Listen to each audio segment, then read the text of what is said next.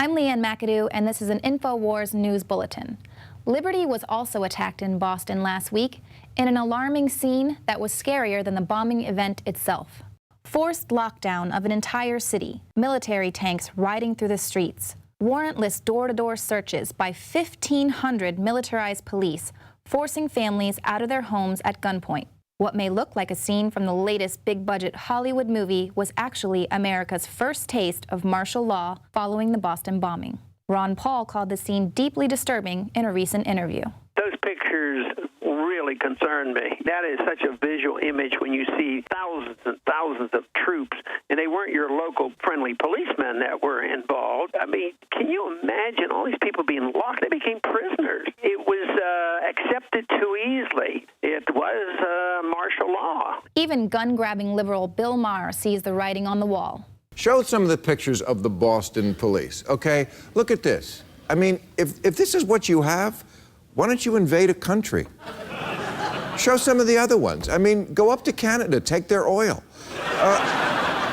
Look at these. These are half-tracks. I don't care what you might want to call it, an urban assault vehicle, but this country is becoming a police state, and it is very troubling to me. The excuse for the complete military takeover of Watertown, Massachusetts was the manhunt for a 19-year-old accused of committing a horrific crime.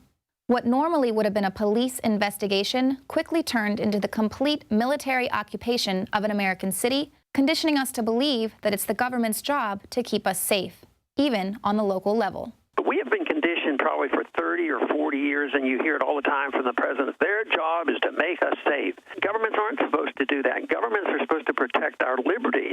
Once they decide they're going to make us safe, economically and physically safe, they can only do this by taking away our liberties, and that's where we are. We seek safety rather than liberty. The media praised the surveillance state as triumphant in catching the suspects, with some members of Congress promptly calling for even more government cameras. The sad fact, though, is that for all of the high-tech police state efforts applied, including adding one of the suspects to an FBI and CIA watch list after receiving intelligence from both Russia and Saudi Arabia, these efforts did absolutely nothing to catch the perpetrators.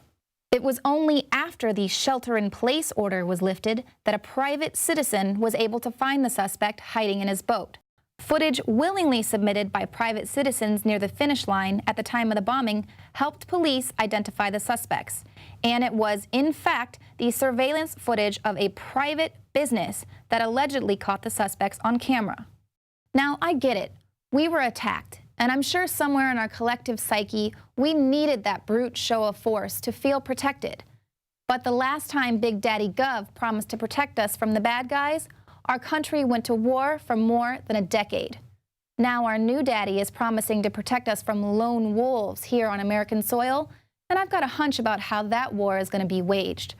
But don't worry, Homeland Security only needed 750 million bullets for target practice. To see the progression of the police state, pick up copies of the Police State Trilogy and Police State 4, The Rise of FEMA at InfoWarsShop.com. I'm Leanne McAdoo, and this has been an InfoWars News Bulletin.